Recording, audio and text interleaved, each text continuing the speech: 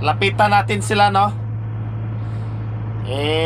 Hugutin na yung pump.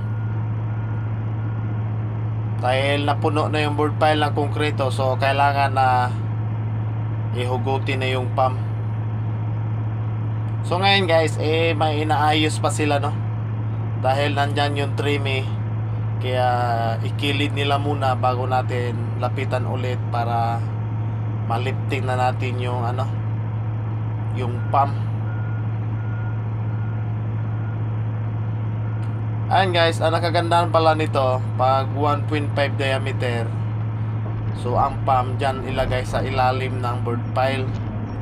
Di tulad yung yung 1.2 diameter, hindi na pwede ilagay yung pump sa loob dahil hindi na magkakasya yung trimmy at saka pump ng polymer. Kaya gumawa na lang tayo ng sampit sa labas at doon ilagay yung pump.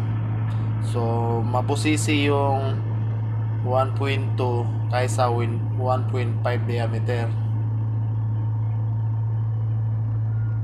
Ayan guys, relax lang kami dito guys, at lagi kami nag-ingat sa mga trabaho namin.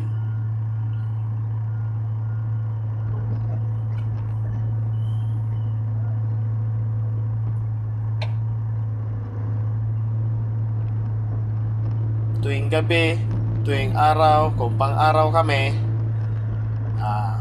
tiis kami sa init. Pag panggabi kami, tiis din kami sa antok.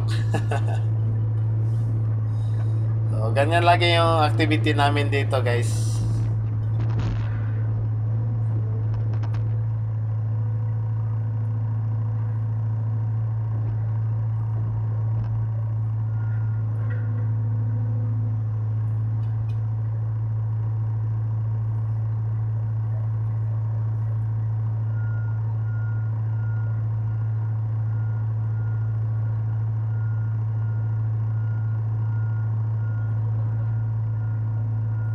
Ayan guys, pagkatapos yung pump ilagay natin doon sa kilid para mahugasan nila, no? Ilapit natin sa pressure water dahil pag di yan malinisan, baka manigas yung mga konkreto, no?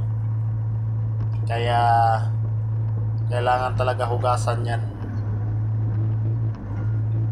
So yun lang mga idol, maraming salamat at maraming salamat din sa mga suporta. Sa pa hindi pa nakasubscribe, paki-subscribe na lang idol para lagi kayo updated sa mga panibagong videos.